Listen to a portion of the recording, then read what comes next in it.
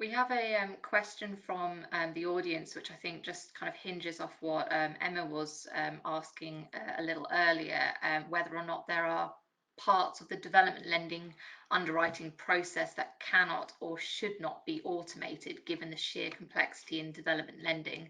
And this is probably one for one of the lenders to answer. I think KYC is probably one. That requires a very in-depth review, and structures vary on every single deal, whether they're onshore, offshore. So that certainly I think can't be automated. I mean, you can set up a room for everything to be saved into, right? But that can't be automated, I don't think. Maybe at some point it could be.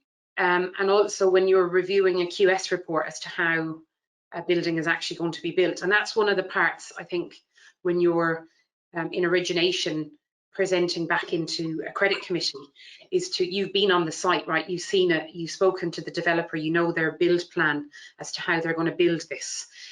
Sometimes I feel it would be really helpful to bring a drone out to site with you and fly it around and then present it back to credit committee, say this is where we're building, this is what it looks like, this is what the building, here's CGIs, and let them get to the same thought that you're at. But when you're reviewing a QS report, it's not just simply numbers, it's the end spec, it's the build method that's going to be utilised for the duration, and there's so many different factors to that. I don't think that process can be automated either.